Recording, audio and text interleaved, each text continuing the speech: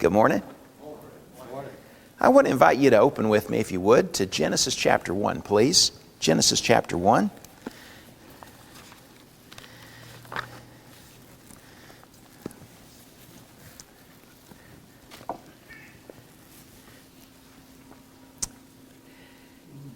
In the beginning, God created the heavens and the earth. And the earth was formless and void, and darkness was over the surface of the deep. And the Spirit of God was moving over the surface of the waters. Then God said, "Let there be light." And there was light. And God saw that the light was good, and He separated the light from the darkness. And God called the light day, and the darkness He called night. And there was evening, and there was morning, one day. Then God said, "Let there be an expanse in the midst of the waters, and let it separate the waters from the waters." And so God made the expanse, and He separated the waters which were below the expanse from the waters which were above the expanse, and it was so. And God called the expanse heaven, and there was evening and there was morning, a second day. Then God said, "Let the waters below the heavens be gathered into one place, and let the dry land appear." And it was so. And God called the dry land earth, and the gathering of the waters He called seas. And God saw that it was good. Then God said, "Let the earth sprout vegetation, plants yielding seed, and fruit trees bearing fruit after their kind, with seed in them on the earth." And it was so. And the earth brought forth vegetation, plants yielding seed after their kind, and trees bearing fruit with seed in them after their kind. And God saw that it was good. And there was evening and there was morning, a third day. Then God said, "Let there be lights in the expanse of the heavens, to separate the day from the night, and let them be for signs and for seasons and for days and for years. And let them be for lights in the expanse of the heavens, to give light on the earth." And it was so. And God made two great lights, the greater light to govern the day, and the lesser light to govern the night. And He made the stars also. And God placed them in the expanse of the heavens to give light on the earth, and to govern the day and the night, and to separate the light from the darkness. And God saw that it was good. And there was evening and there was morning, a fourth day. Then God said, "Let the waters teem with swarms of living creatures, and let birds fly above the earth in the open expanse of the heavens." And God created the great sea monsters, and every living creature that moves, with which the waters swarmed after their kind, and every winged bird after its kind. And God saw that it was good. God blessed them, saying, "Be fruitful and multiply, and fill the waters in the seas, and let birds multiply on the earth." And there was evening and there was morning, a fifth day. Then God said, "Let the earth bring forth living creatures after their kind, cattle and creeping things and beasts of the earth after their kind." And it was so. And God made the beasts of the earth after their kind, and the cattle after their kind, and everything that creeps on the ground after its kind. And God saw that it was good. And then God said, "Let us make man in our image, according to our likeness. And let them rule over the fish of the sea, and over the birds of the sky, and over the cattle, and over all the earth, and over every creeping thing that creeps on the earth." And so God created man in His own image. In the image of God, He created them. And God blessed them, and God said to them, "Be fruitful and multiply, and fill the earth and subdue it. Rule over the fish of the sea, and over the birds of the sky, and over every living thing that moves on the earth." And God said, "Behold, I have given you every plant yielding seed that's on the surface of the earth, and every tree which has fruit yielding seed. It shall be food for you, and to every beast of the earth, and every bird of the sky, and everything that moves on the earth which has life. I've given every green plant for food." And it was so. And God saw all that He had made, and behold, it was very good. And there was evening and there was morning, the sixth day. If you've not already been, you probably will be traveling some this summer, taking some respite from work and spending some time with your family. And a portion of that might be spent in creation. It might be down at the beach. It might be off in the mountains someplace. Might be seeing some scenic place that you've not seen before, some new vista. And I want to plant some seeds in your mind to be thinking about as you enjoy creation, if it's working in your yard, or if it's taking the kids to the park, if it's going for a hike in Oak Mountain, or if it's vacationing somewhere. I want you to see how God has built our world so that we think of Him. This story that we read here in Genesis 1 is thought silly by many people because it doesn't align with, seemingly, supposedly, with modern science and with theories of origins. Could I suggest to you that even in the time it was written, it was not the majority opinion? There were other accounts of creation, in fact, that were written before Moses wrote the account that's found here in Genesis chapter 1. The Babylonians had stories that they had written even before Moses' time that were purported to be the story of creation. The Egyptians, in whose nation Israel found themselves captives, they also had their own theory of their own stories and myths about how the world began. And I would suggest to you that part of God's purpose in having Moses write the account here in Genesis chapter 1 was to combat some of the false mythological views of how the world began and explain the truth about it all. The prevailing story in Moses' day was that the world began because there was this big war that took place between the gods. There was one god that was in a fight with the other god. And one god, the stronger one, slew the other. And one was a male and one was a female. And the female god was beaten, and she was cut in half. And from half of her corpse, Marduk made the sky, and from half of her corpse, he made the sea. And then from the blood of her co-conspirator in this great battle, he made mankind so that man could be a slave to the gods. Now, I want you to see how different that whole story is from the biblical account of creation. Creation in that story, like, in fact, the prevailing view today, was not purposeful. It was not the result of an intelligent purpose. It was the consequence of an accident. There was a different kind of Big Bang, but there was a big war in their mythology. And man was not a purposeful creation at all. He was instead the result of a whim on the part of the gods so that they could rest from work. And creation itself was just the consequence of a big accident. And now think about what that does to how you see your life and your purpose and your relationship with God when that is the story or that's behind how it all began. And the story that Moses recorded at God's bidding, the history of how it all began, talks about a very purposeful creation. The deliberate act, not of gods, but of one God, the only true God, who made this world to be a fit habitation for man, created in His image and created for divine association.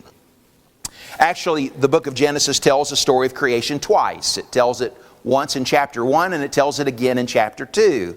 But there's a little bit different perspective in the telling of those two stories. In Genesis chapter 1, we have the chronology of creation. What happens from day 1 all the way through day 7 if we had read into chapter 2. And so the story of creation as it's told there, man is the crown of creation. He's the crowning act of what God has done. As the story's depicted in Genesis chapter 2, it's instead a narrative instead of a chronology. And man, rather than being the crowning act of what God has created, is the center of what God has created. It focuses on the garden that God planted for man, the garden that God planted so that he and man could dwell together in fellowship. Man is the center of the story as it's recorded there. The thing I want you to see as we look at Genesis chapter 1 is that there's a bit of poetry. There's a lot of phrases that are repeated. And as each day is described, there's a little bit of familiarity in the language with the day before. It's a beautiful telling that's recorded here in Genesis chapter 1, in which there is this poetry or this cadence to the account of creation. And I think that part of the purpose for that is that the story is meant for us to reflect on, to read and to think about, to contemplate about how God has breathed into our world. He's created into this creation. He's infused into it things that ought to cause us to think about Him and our relationship with Him.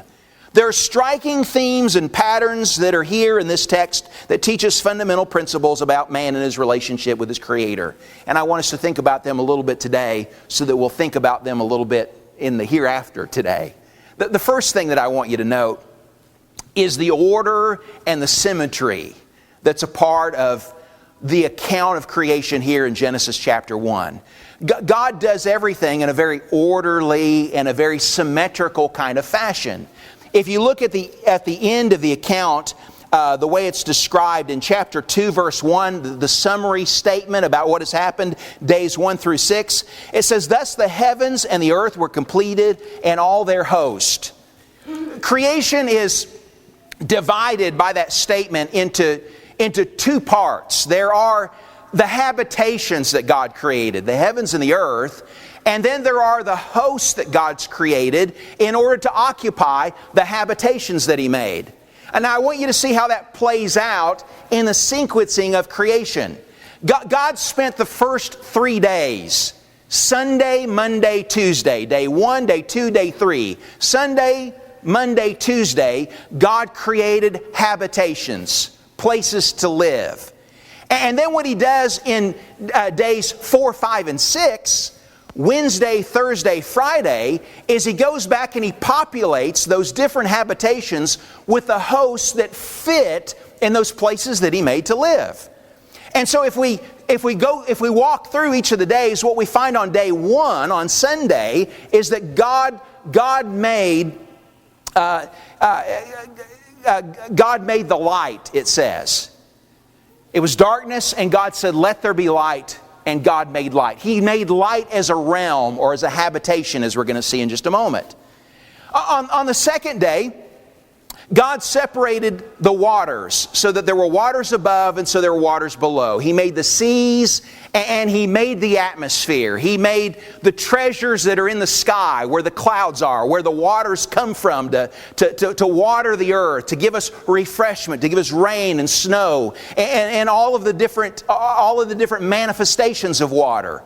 And so God separated the waters above from the waters below, and He made the heaven appear. And so God made these two great bodies of sea and air, a second habitation. Then on the third day, God made another separation of the waters, and this time He separated the waters so that dry land could appear. And so now there is earth, now there is land. And He also caused vegetation to grow on that third day, or on Tuesday. And so now there are trees, and now there's vegetation, now there's green things. Then what God does on Wednesday is He goes back and He fills in each of those habitations. And so He makes all of those things that live in the realm of light. He makes all of the luminaries, all of the bodies that shine light.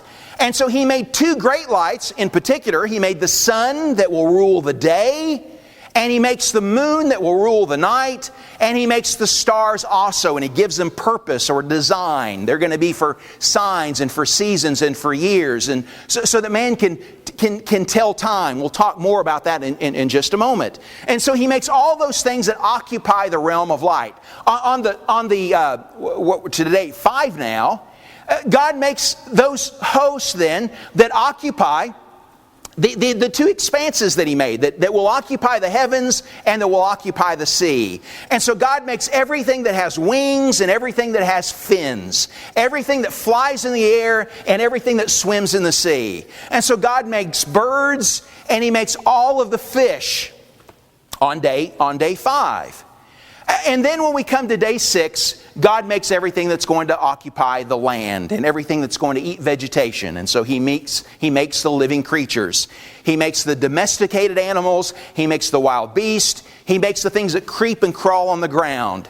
And so everything that will occupy land, then God makes on day 6. And the crowning act of His creation is, of course, the making of man, who will inhabit earth and who will rule over all the things that He's made. Now, the thing that's so distinctive about this story of creation and every other story or tale or myth that's ever been told, whether it's told by modern science or whether it's told by ancient mythology, is that there is, in God's planning, there is order and there is purpose to all that God has made. Do you see that? The story tells us that God made everything in its time and in its place, and He made everything at the right time and in the right place.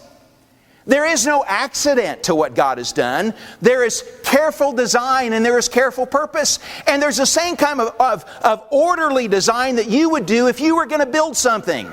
If you're going to go in your shop and you're going to make something, who's not going to turn on the lights first? Isn't that the first thing you do? And you're going to make the things that are the foundation things for the ultimate thing that you're going to make. And so there is just a real logic and a symmetry to how God does things. He does things in an orderly way. And here's the big picture lesson for you and me about that.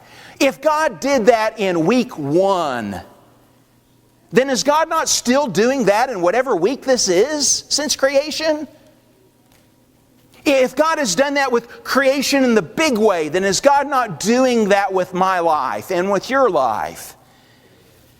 Is there order in what God is doing with me and with what God is doing with you? And is there purpose? Is there design?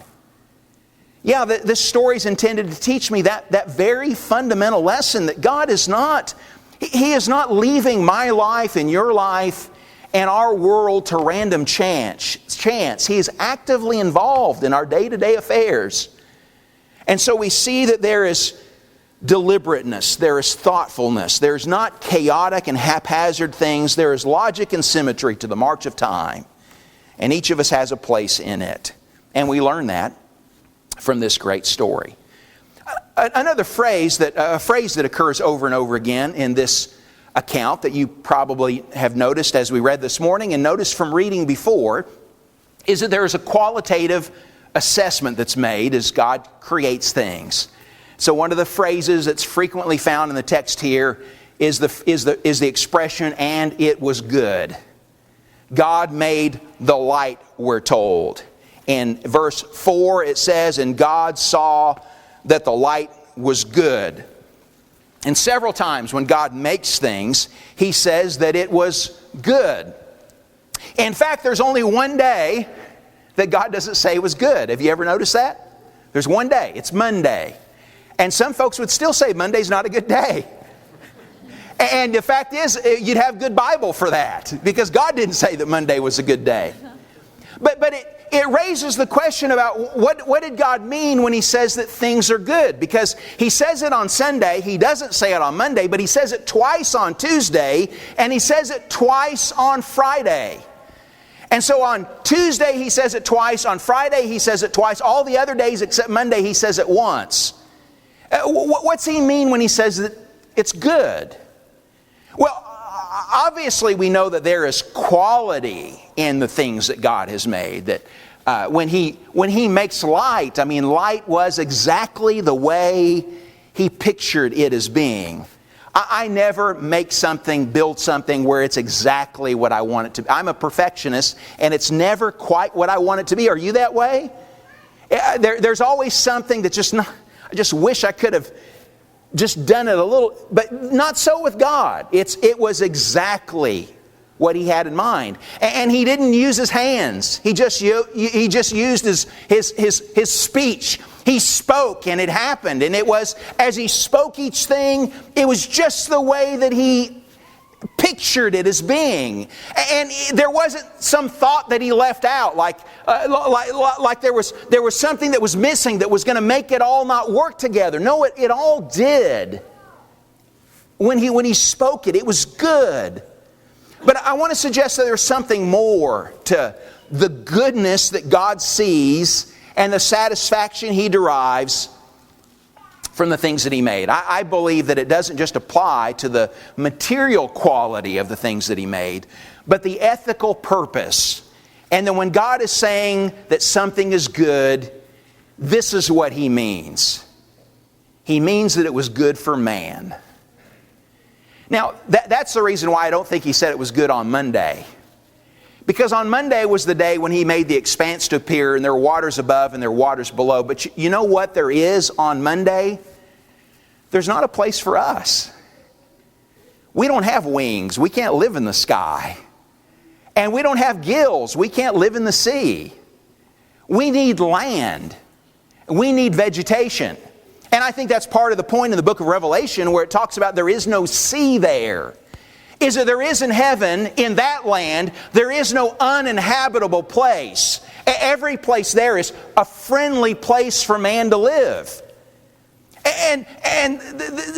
But on Monday that didn't exist yet. But on Tuesday, the reason He says it twice is because Tuesday there's not only a place for man to live, that's good, but there's also something for man to eat, and that is good.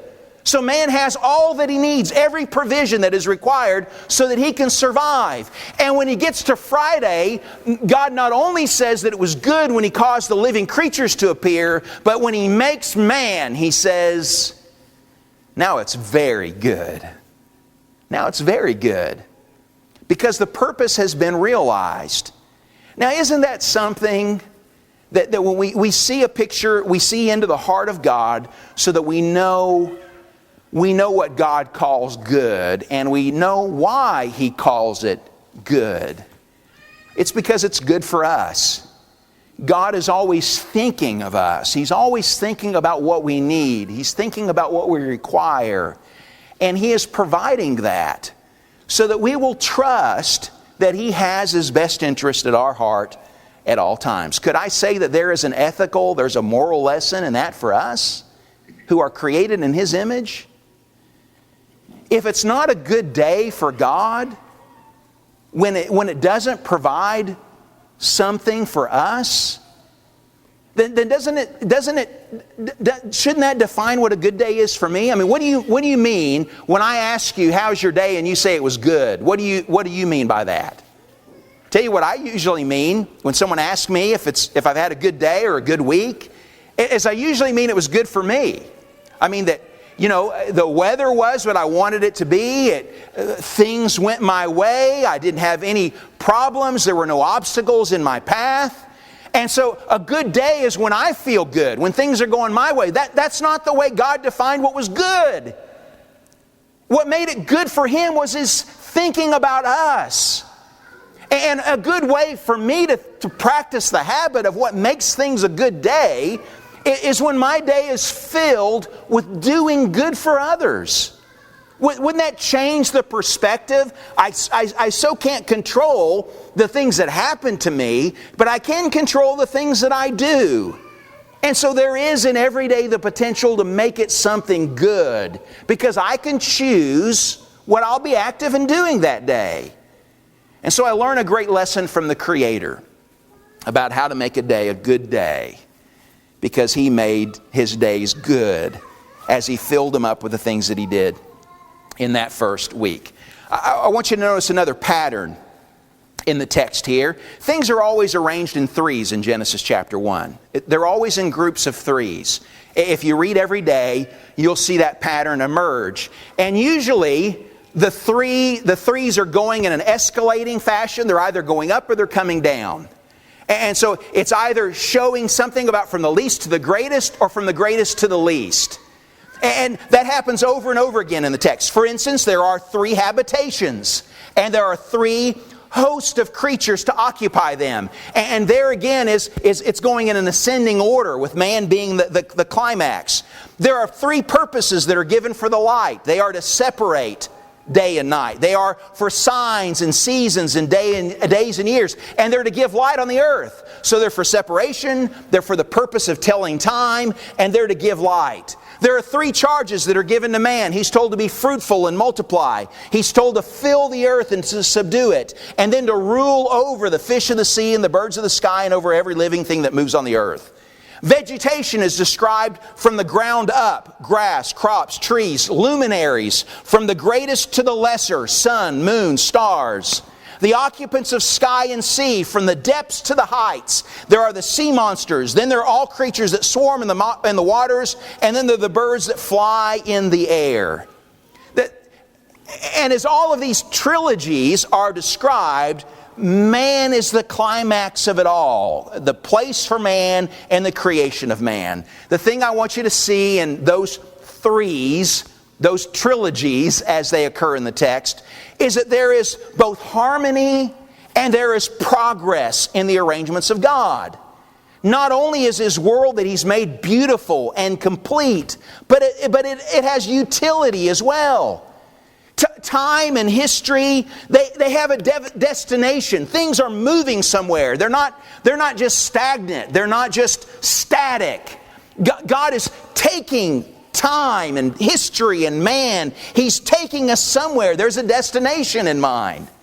So many notions of the world, even today, are that we just go in a big circle. Things are just cyclical. They never go anywhere. Not so here. Time is going somewhere. History is going somewhere. God has a destination in mind. And one of the great assurances that's given us in this text is that God has made perfect provisions for us to reach the destination that He has in mind for us. That's to give us comfort and assurance that God is driving this, that He's driving the bus. And He is going to take it where it needs to go. A further lesson for us in the text is the statement that begins every day and that ends every day. Every day begins with the statement, "And God said." And God said, "Let there be light." And God said, "Let the dry land appear." And I want you to see consistently when God said, the statement that's said in following that was, "And it was so." God said, and it was so. God said, and it was so. Isn't that great? Doesn't that say something, communicate something about the authority of God and about the power of God, about God's ability, His might to get things done? He says it, and it was so. Over and over again, it repeats that. And so for Israel that's been captive in Egypt, what assurance to them that when God makes a promise, it's going to be so. When God says He's going to do something, He's going to give them a land, He's going to lead them out of captivity, He's going to give them freedom, He's going to build them into a great nation. When God says it, it's going to be so. Because that's just the way God works. And what a great lesson for us too, because creation responds that way to God. God says it and it's so. The light appears, the dry land appears, the waters, they flee away when God says, "Let them be separated." And what ought to be so, what needs to be so in my life, my days ought to begin the same way that week began. It begins with what's God saying to me today? What's He want from me? What has He said? And then spend the rest of the day making it so. And God says, what's He say? And then let it be in my life. And how much better my days would be if they would begin with, "And God said," and if they would then end with, "And it was so." Because there's that kind of response to His authority. Let me say just one last thing before we end this morning, and that's the theme of separation that occurs over and over again in the text. One of the things that happens not just in Genesis 1, but throughout the book of Genesis, there are separations that are happening. God is separating things. He's going to do that with Abraham when we get to chapter 12. After he has separated the nations at the Tower of Babel and sent them to different places, then he separates out one family in particular that he focuses on. He did that with Noah's family too. But separation comes all the way back to Genesis chapter 1, where God is separating things. And so He separates the light from the darkness. He separates the waters above from the waters that are below. He separates the waters below so that dry land appears. He separates things according to their kind. One of the key things that He's teaching us in the sequencing of things here is how He separates the lights, and when He separates them in distinction from man. Because one of the follies of mankind in ancient times was that they worshiped the stars because the heavenly bodies seemed to be so great. The sun was so powerful, and they derived their life and their vegetation, their sustenance from the sunshine. And so they'd worship the sun, or they'd worship the moon, or they'd worship the various stars. And the point that Genesis 1 makes is that the sun and the moon and the stars, they ain't that great.